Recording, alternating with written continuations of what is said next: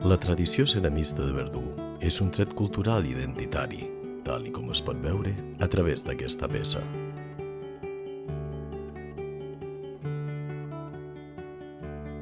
En un escenari que ens permet identificar diferents símbols de Verdú: la torre, el campanar d'espadanya, la plaça Major amb els porxos.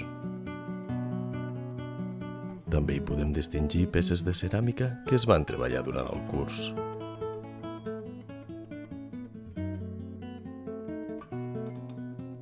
Tant peces tornejades com relleus. Treballades per ceramistes professionals i altres de novells.